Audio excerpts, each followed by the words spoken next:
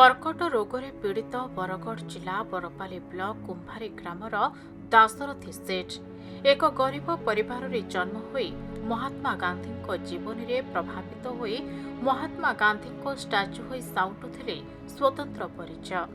Statue होई जहा किछि रोजगार करुथिले सेथिरे परिवार प्रतिपोषण करि आसुथिले दाशरथी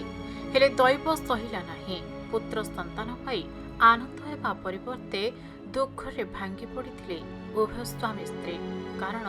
पुओ अंध होई जन्म होइथिला जो पुओ बड़ होई वृद्ध समय रे माँ बापांको सहारा होइथांता सेही पुओर सहारा होई जाइथिले दाशरथी ओ तांको स्त्री हेले एतिकिरे दाशरथींको दुख सरी नथिला। गत 5 मास हेबो कर्कट रोग रे आक्रांत होई पड़िले दाशरथी तांको चिकित्सा पाई घरे जहा थिला सबु किछि बिक्री करी सर्वस्वांत होई पड़िछंती दाशरथी सप्ताह को 2 थर कुंभारी ग्रामरो बुर्ला धाउछंती चिकित्सा पाई अर्थ अभाव एबे दाशरथींको चिकित्सा रे बाधक साजिथिबा बेले घरे खाइबा को दाना घंटे नाही केवल कलाकार भत्ता 2000 टंका ना दाशरथींको घरर चुली जलिब ना तांको चिकित्सा होई परिबो। से दाशरथी सेठ से छोट दिन रू अनेक दिमाग खटे करी परिश्रम करी या स्टैच्यू कलाकार हिसाब रे आमर पश्चिम ओडिशा रे प्राय सब जगार जनाशुना से परिवार परिपोषण करी से 10टा 15टा परिवार की भी चलाउले माने जड़े तार संगे गले जेन पैसाटा अर्निंग होउतिला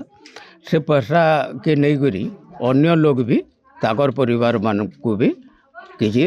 साहाय्य सहानुभूति करि पारुथिले।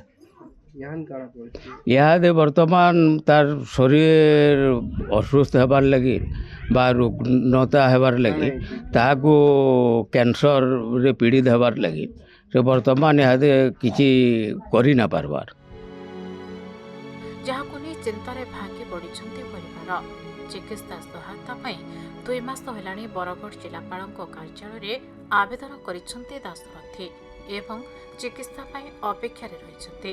किंतु दीर्घ दिन बीती जाइथिले मध्य कौनसी सुफल मिली नाही तेणु समग्र ओडिशावासी को आकुल निवेदन करी दुख जणाई तांको सहाय्य करिबा पाई दाशरथी ओ परिवार लोके निवेदन करिछंती। बरगढ़ हरिश्चंद्र भोईଙ୍କ रिपोर्ट खबर ओडिशा।